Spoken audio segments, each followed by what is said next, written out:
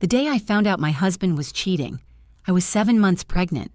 I remember exactly where I was standing, in the kitchen, barefoot, holding a cup of ginger tea my doctor told me would help with the nausea. The house was quiet. My husband was upstairs taking a shower, and my phone buzzed. Normally, that wouldn't matter. But the message wasn't meant for me. It was meant for him. And it said only 6 words. "Does your wife suspect anything yet?" For a moment, I thought it had to be a mistake, a wrong number, a joke, something, anything. But then my phone buzzed again, another message. "You said the baby might not even be yours." And just like that, the entire world shifted. My name is Laura. 3 years ago, I thought I had the kind of marriage people envied. My husband's name was Eric. We met when I was 28. He was funny, confident, the kind of man who could walk into a room and immediately become the center of it. Eric worked in marketing. He was good at reading people, good at understanding emotions, good at telling people exactly what they wanted to hear, which, looking back now, should have been the first warning sign. We dated for 2 years before getting married.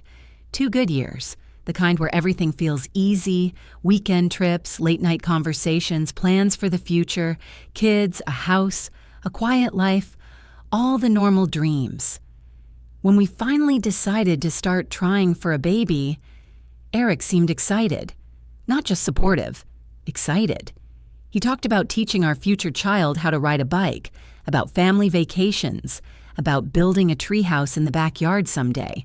Looking back now, I wonder if any of it was real, or if Eric was simply very good at pretending. The pregnancy itself had been difficult. Morning sickness that lasted all day, constant fatigue, the strange emotional swings that come with your body changing faster than your mind can keep up. Eric tried to help at first. He cooked dinner. He drove me to doctor's appointments. He rubbed my back when the nausea got bad. But around the 4th month, something changed. Eric started working late more often. At least that's what he told me. Late meetings, client dinners, marketing events. The kind of excuses that sound completely reasonable until you start noticing how often they happen. At first, I didn't question it. Pregnancy makes you tired, distracted. Your focus shifts inward, toward the baby, toward your own body. You assume the rest of the world is continuing normally around you, but the messages on my phone change that. The reason those texts appeared on my phone at all was simple. Earlier that week, Eric had asked me to connect his work email to our shared tablet, something about easier file access, more convenience. So I did it, which meant every notification from that account now appeared on my devices too, including messages he clearly never intended me to see. The sender's name was Jessica. I didn't recognize it, but the tone of the messages made one thing very clear. This wasn't a professional conversation. My hands were shaking slightly as I opened the message thread, and within seconds, my worst fear became reality. The messages went back almost 2 months. Flirty jokes, late-night conversations, hotel reservations, photos. The kind of messages that don't leave room for interpretation. Eric wasn't just flirting, he was having an affair. But the worst message wasn't about the affair, it was the one that came later. Jessica had asked him a question. "Are you sure the baby is yours?" And Eric's response was still glowing on my screen. "Honestly, I'm not even sure anymore." For a moment, I couldn't breathe. Not because he was cheating. That hurt. Of course it did. But the deeper pain came from something else. The accusation. I had never cheated on Eric. Not once. Not even close. But apparently, the man I had married believed it was possible. Or worse. He was willing to say it. To impress another woman. Upstairs, the shower turned off. Eric would be downstairs in less than a minute. My heart started racing. I had 2 choices. Confront him immediately. Throw the tablet on the table. demand an explanation, or do something else. And in that moment, standing alone in the kitchen with my hand resting on my pregnant stomach, I made a decision. I would say nothing. Not yet, because one thing was already clear. Eric believed something about me that wasn't true. He believed the baby might not be his, and if he believed that, then eventually he would want proof, which meant one thing: a DNA test. And when that day came, the truth wouldn't just prove that I was faithful, it would destroy the story Eric had been telling. That night, when Eric came downstairs, I smiled, the same way I always did, the same calm, loving smile he had seen 1,000 times before. "How was work?" I asked. "Busy," he said. He kissed my forehead, then glanced at the tablet sitting on the counter. "Did you get the email connection working?" he asked. "Yes." "Everything synced." Eric smiled. "Perfect." But as he walked into the living room, I watched him carefully, because Eric believed something very dangerous. He believed his secret was still safe, and what he didn't know was that the truth about our baby was going to destroy far more than his affair. The strange thing about betrayal is that once you know it exists, you start seeing it everywhere. Before those messages appeared on my tablet, Eric's behavior had seemed normal. Busy husband, long hours, work stress. But now, every detail looked different. The way he kept his phone face down, the way he stepped outside to take calls, the way he suddenly guarded his email like it contained state secrets. At the time, I had blamed pregnancy hormones for my growing anxiety. Now, I understood it was instinct.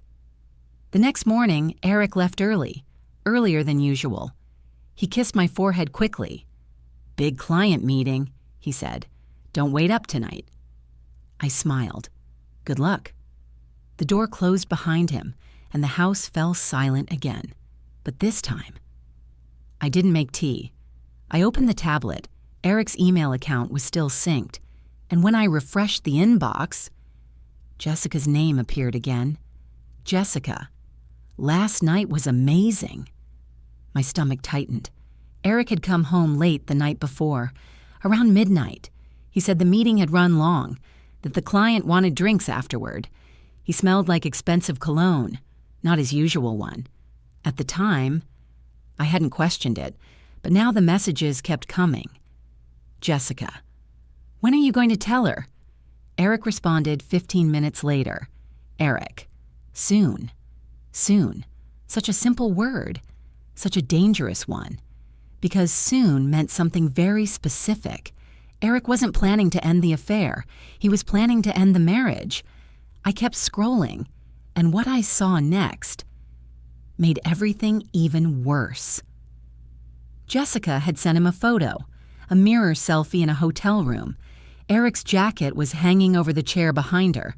My chest felt tight. Not because of jealousy. That emotion had already burned itself out the night before. What replaced it was something colder, something quieter. Clarity. But then I saw the message that changed everything. Jessica. "You still think the baby might not be yours?" Eric replied almost immediately. Eric. "Honestly, I don't know. The timeline is weird, and Laura's been acting distant for months." I stared at the screen. Distant. Of course I had been distant. I had been vomiting every morning, sleeping 12 hours a day, trying to survive the hardest pregnancy my body had ever experienced. But Eric had turned that into a story, a convenient explanation, one that made him look less like a cheating husband and more like a suspicious victim. Then Jessica wrote something else. "Jessica, you should get a DNA test."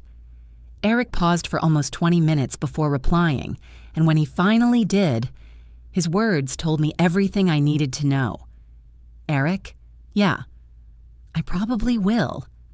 I sat there in the quiet kitchen for a long time, my hand resting on my stomach, feeling the baby move slightly beneath my palm. The idea that Eric believed the baby might not be his should have devastated me, but strangely, it didn't, because I knew something Eric didn't. The baby was his, without question, without doubt, and if he wanted proof, I was more than happy to give it to him, but not yet, because if I confronted Eric immediately, he would deny everything. He would delete the messages, hide the evidence, change the story. But if I waited, Eric would keep talking, keep lying, keep building the narrative he thought would protect him. And when the truth finally arrived, it wouldn't just prove him wrong. It would destroy every lie he had told. 2 weeks passed, 2 long weeks of quiet observation. Eric continued the affair, dinner meetings, late nights, weekend, work trips. But something else changed too. Eric started planting the idea. It began subtly. One night at dinner, he said, "Doesn't it feel like this pregnancy went really fast?" I looked up. "What do you mean?" "I mean," he shrugged, "the timeline." I understood immediately what he was doing, but I pretended not to. "What timeline?" I asked. Eric hesitated, then smiled. "Never mind."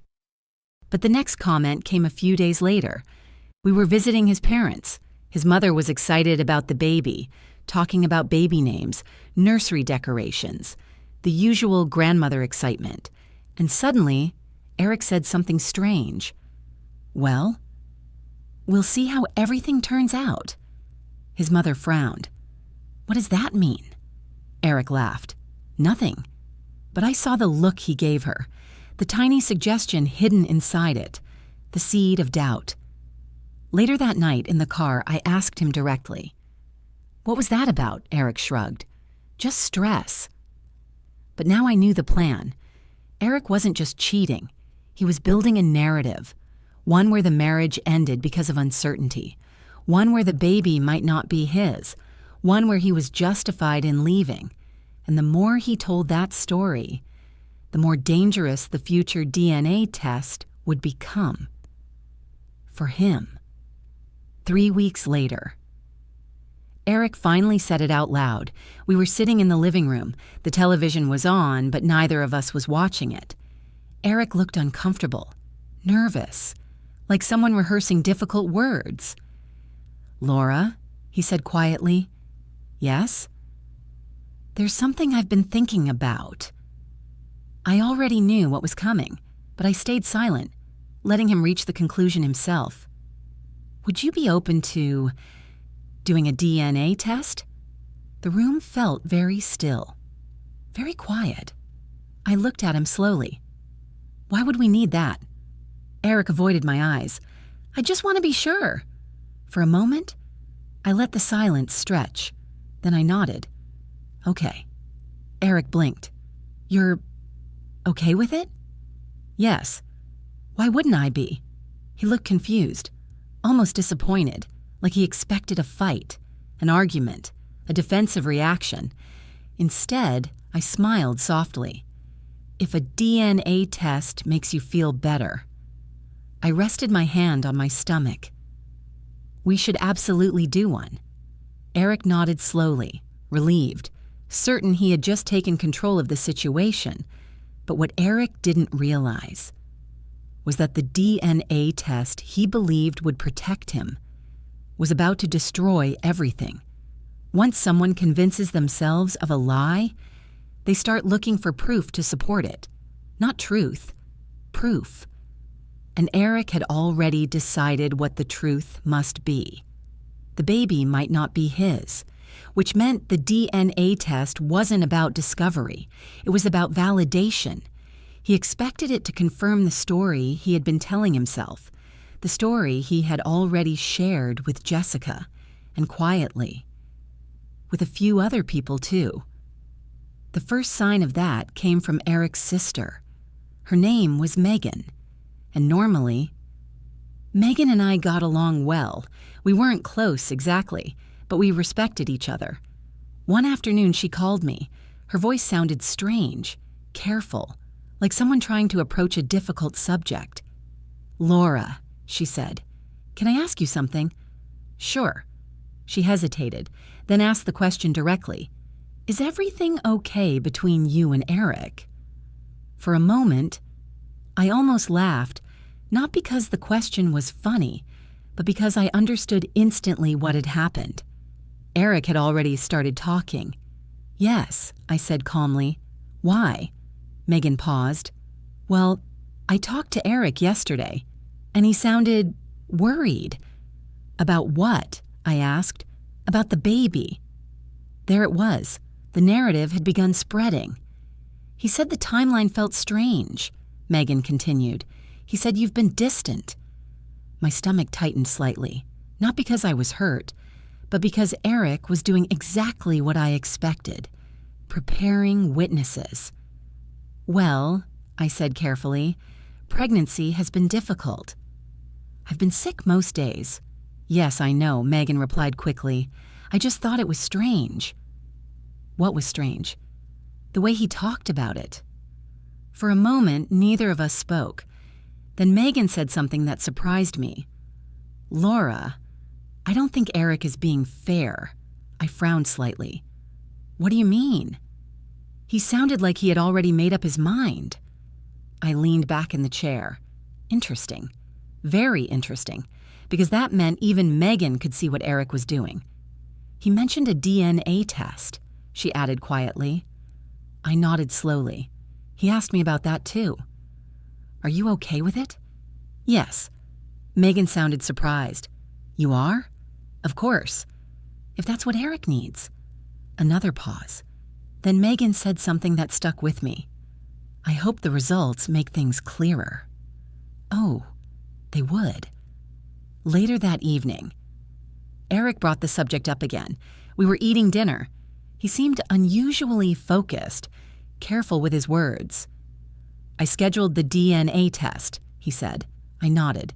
"Okay. It's next week. Where?" "A private lab downtown." He watched my reaction closely, still expecting resistance, still expecting anger. But I simply nodded again. "That's fine," I said.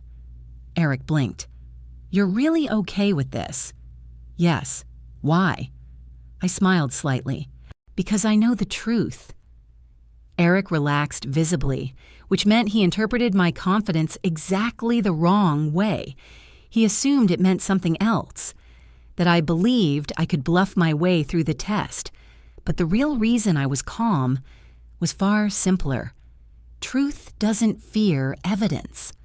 Over the next few days, Eric's behavior changed again. He became strangely confident, almost arrogant, like someone who believed the future was already decided. He spent more nights away from home, more time texting, more time smiling at his phone, which meant one thing. Jessica knew about the test too, and she was probably very excited about it. 3 days before the appointment, I confirmed that. Eric had left his laptop open in the living room. He was upstairs on a call, and a message notification appeared. Jessica. I didn't intend to read it. At least, that's what I told myself. But curiosity has a way of overriding intention. I glanced at the screen, and the message preview appeared. Jessica. Once the test proves it isn't yours, everything will change. I felt a strange calm settle over me, because Jessica had already accepted the story. The baby wasn't Eric's. The marriage was ending. Their future was beginning. Eric replied a moment later. "Eric, exactly. Then I can finally walk away without guilt." Without guilt. The phrase stayed with me long after I closed the laptop, because guilt requires responsibility. And Eric had already rewritten the story so that none of this was his fault. He wasn't cheating. He was escaping betrayal. He wasn't abandoning his pregnant wife. He was freeing himself from uncertainty. It was a clever story, a convenient one, but it had one problem. It wasn't true. The morning of the DNA test arrived faster than I expected. Eric was unusually quiet in the car, nervous, focused, like someone preparing for an important moment. The lab building was small, modern, clean. One of those places that feels more like a doctor's office than a laboratory. The receptionist handed us forms, consent documents, identification verification, standard procedure. Eric signed everything quickly, almost eagerly. Then the technician called us back. The process itself was simple. A cheek swab for Eric, and instructions for testing the baby's DNA once the child was born. The results would come later, after the birth. Eric seemed satisfied with that, confident, certain the answer was already waiting for him. As we walked back to the car, he turned to me. "You're not worried?" he asked. I shook my head. "No." Eric studied my face, trying to detect doubt, fear, anything that might confirm his suspicions. But there was none. And what Eric didn't realize, as he drove us home that afternoon, was that the DNA test he believed would free him from guilt was about to become the most humiliating moment of his life, because when the results finally arrived, they wouldn't just prove the baby was his. They would expose every lie he had told, to Jessica, to his family, and to himself. The last month of my pregnancy felt endless. Every day my body grew heavier, every movement slower. Sleep became impossible, and the baby seemed to enjoy reminding me of that every night at 3 a.m. But the physical discomfort wasn't the hardest part. The hardest part was watching Eric slowly detach from our life. He still lived in the house, still slept in the same bed, still went through the routine of a husband, but emotionally, he was already gone. The late nights became normal. The secret phone calls continued. And sometimes, he didn't even try very hard to hide them anymore. One evening, I came downstairs and heard him speaking quietly in the living room. His back was turned to me. He didn't realize I was standing in the hallway. "It won't be long now," Eric said into the phone. A pause. Then he laughed softly. "I know. Once the baby is born and the test confirms it..." He didn't finish the sentence, but he didn't need to. Jessica's voice carried faintly through the speaker. "What if it's his?" Eric didn't hesitate. "It won't be." My hand instinctively moved to my stomach, feeling the baby shift beneath my skin, because at that moment, I realized something strange. Eric needed the baby not to be his. It wasn't just a suspicion anymore, it was a necessity. The entire story he had built depended on it. Without that belief, he would simply be a cheating husband leaving his pregnant wife. But if the baby wasn't his, then suddenly everything looked different. Suddenly, he was the victim, the betrayed one, the man forced to move on, and Jessica would become the new beginning. 2 weeks later, I went into labor. It started early in the morning, a sharp pain that woke me up instantly. Eric was still asleep beside me. For a moment, I just sat there in the dark, listening to the quiet rhythm of his breathing, thinking about everything that had happened over the past months. Then another contraction hit, stronger, and I knew. "Eric," I said quietly. He stirred. "What?" "I think it's time." Within minutes, the house was full of movement. Hospital bags, car keys, phone calls, the strange chaos that surrounds the arrival of a baby. Eric drove us to the hospital, his hands tight on the steering wheel, but his expression wasn't what I expected. He didn't look excited or nervous. He looked distant. Labor lasted almost 12 hours. Long, exhausting, painful in ways I hadn't imagined before experiencing them. But finally, just after sunset, our daughter was born. The nurse placed her in my arms, tiny, warm, perfect. For a moment, everything else disappeared. The affair, the lies, the coming DNA test, all of it faded away, because in that moment, nothing mattered except the small life resting against my chest. Eric stood beside the bed, looking down at the baby. His expression was impossible to read. "She's beautiful," the nurse said. Eric nodded slowly, but I noticed something.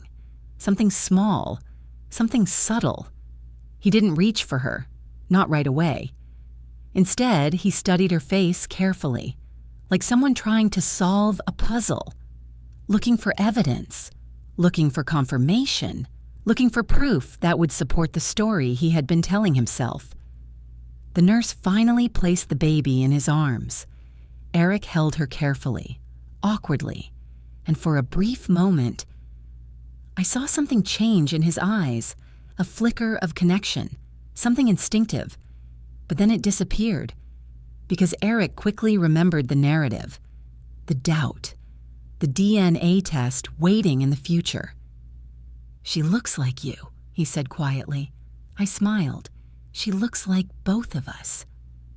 Eric didn't respond. 2 days later, we brought our daughter home. The first week passed in a blur of exhaustion, late-night feedings, diapers, the strange adjustment of learning how to care for a newborn, and during those first few days, Eric seemed different, more attentive, more present. Sometimes he would sit beside the crib and simply watch the baby sleep, and once, late at night, I saw him gently touch her tiny hand. For a moment, I thought maybe everything would change. Maybe the reality of fatherhood would break through the lies he had been telling himself. But then, Jessica called. Eric stepped outside to answer. I watched him through the window, his posture stiff, his voice quiet. The conversation lasted almost 15 minutes, and when he came back inside, the distance returned instantly. "Jessica wants to know when the DNA results will be ready," he said casually. I looked up slowly. "You told her already?" Eric shrugged. "She knows about the situation." The situation? Such an interesting word. "She thinks the baby isn't yours too?" I asked. Eric hesitated, then nodded. "Well," I said calmly, "I guess we'll find out soon enough." Because the DNA test had already been scheduled. The lab would collect samples from the baby within the next few days, and then we would finally have the answer Eric had been waiting for. But what Eric didn't realize, as he stood there in the nursery looking down at his daughter, was that the result he expected was about to destroy everything. Because once the truth appeared on that piece of paper, it wouldn't just prove the baby was his. It would prove something far more devastating, that every lie he had told, every accusation he had made, every excuse he had used to justify the affair had been built on nothing. And when that realization finally arrived, the fallout wouldn't just destroy his relationship with me. It would destroy his relationship with everyone who had believed him. The results arrived 3 weeks later. 3 long weeks of sleepless nights, feeding schedules, diaper changes, and the quiet tension that filled every room in the house. Because both Eric and I knew the test was coming, but we were waiting for it in very different ways. For Eric, the DNA results were the moment his story would finally be confirmed, the proof that would justify everything, the affair, the distance, the way he had already begun preparing to leave. For me, the results were simply confirmation of something I had never doubted, the truth. The envelope arrived on a Tuesday morning, plain white, the lab's logo printed in the corner. Nothing dramatic, nothing emotional, just a piece of paper that would change everything. Eric was at work when the delivery arrived, which meant I saw the envelope first.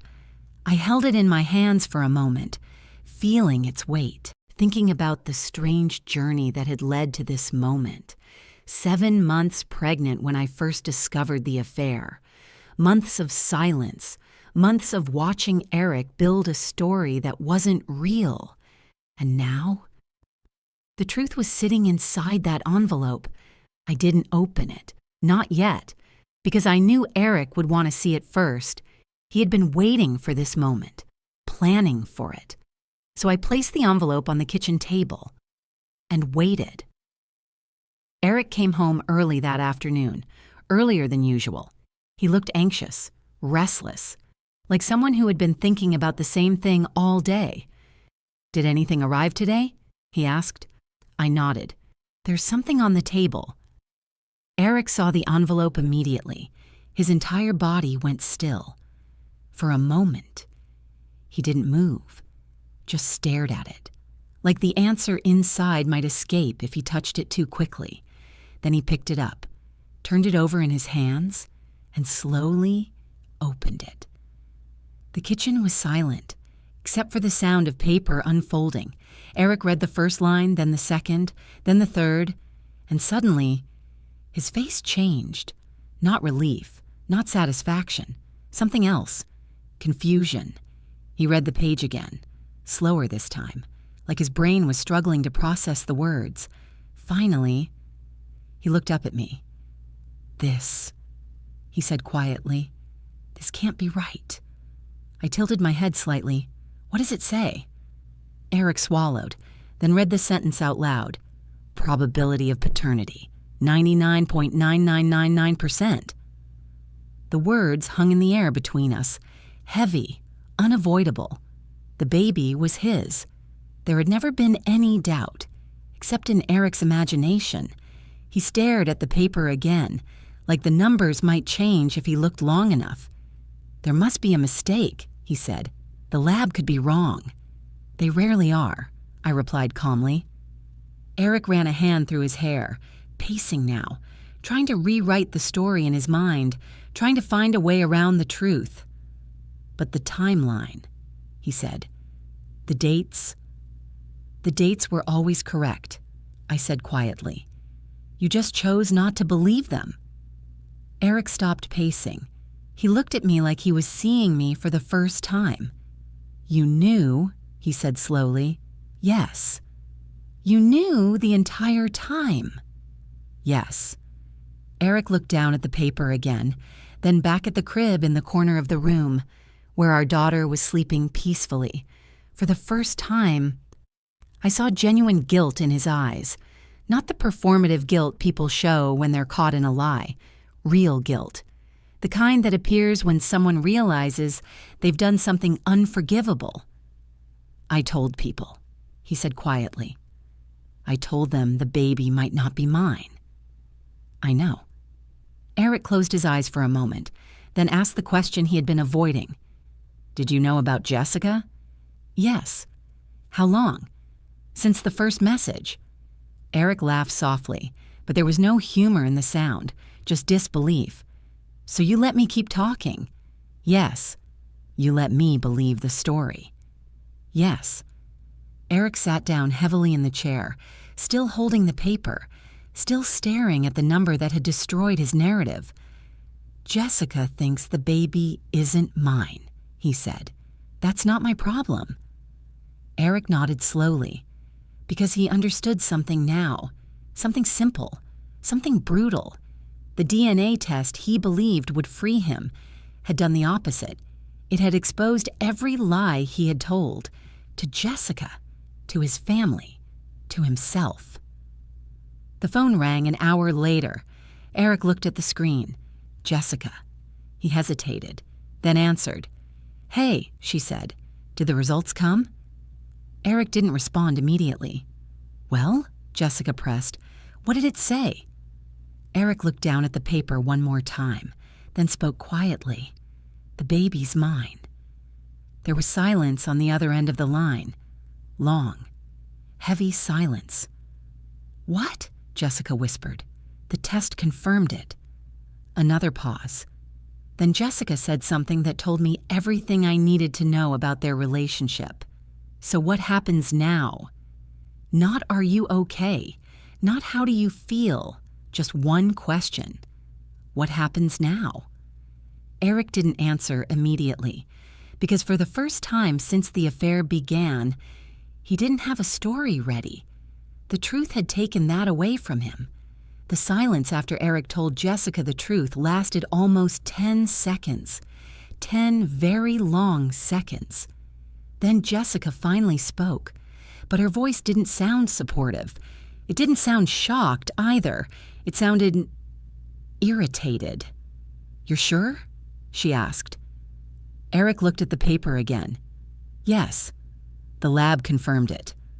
Another pause. Then Jessica said something that revealed everything about their relationship. "So what does that mean for us? Not how do you feel, not are you okay. Just one question. What happens to her?" Eric rubbed his forehead. "I don't know yet." "You said the baby probably wasn't yours." "I know. You said the timeline didn't make sense." "I know." Jessica exhaled sharply. "Well, now it does." The frustration in her voice was obvious because the entire future she had imagined was suddenly unstable, without the DNA doubt. Eric wasn't escaping betrayal. He was abandoning his child, and that's a very different story.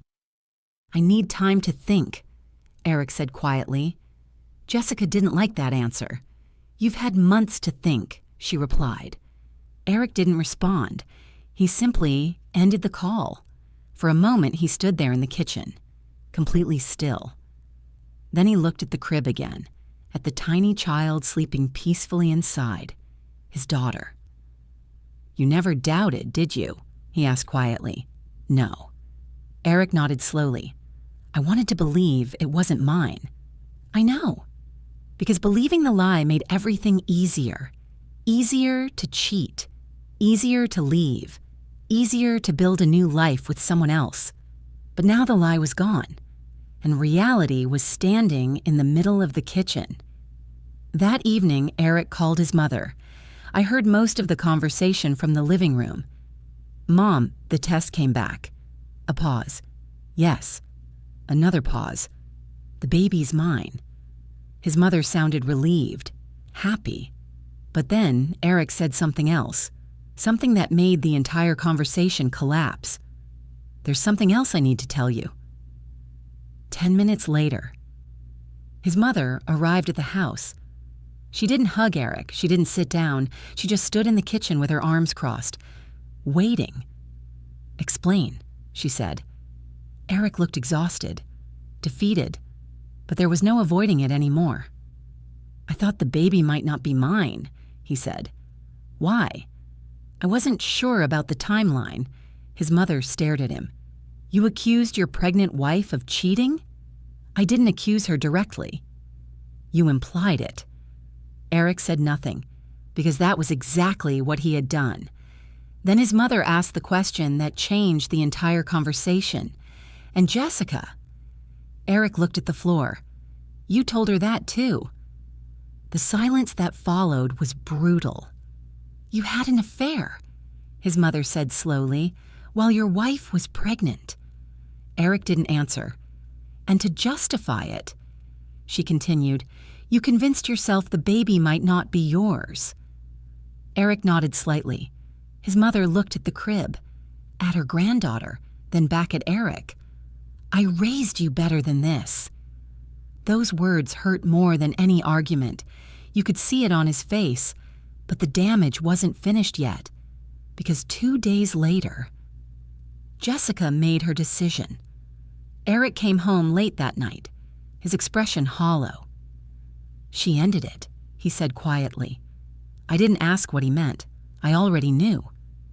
She said she didn't want to be part of this anymore." He laughed softly, without humor. "She said she thought I was leaving a cheating wife. Reality had changed the story, and Jessica had chosen the version where she looked less like the villain." "So that's it?" I asked. Eric nodded. "Yeah." For the first time in weeks, the house felt honest, painful, but honest.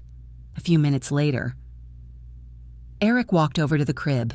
He looked down at his daughter, and for a long time, he didn't say anything. Finally, he whispered something so quietly I almost didn't hear it. "I'm sorry." But apologies don't erase months of lies, and they don't undo betrayal. The divorce happened 3 months later. It was quiet, civil, almost strangely calm. Eric moved into a small apartment across town. Jessica disappeared from his life, and the narrative he had built, the one where he was the victim, simply vanished because the truth had replaced it. Sometimes people ask me if the DNA test destroyed Eric, if that moment in the kitchen ruined his life. The answer is no. The DNA test didn't destroy him. It just removed the lie he had been hiding behind. What destroyed him was the realization that the story he had told everyone was never real. And once the truth appeared on that single piece of paper, there was nowhere left for him to hide.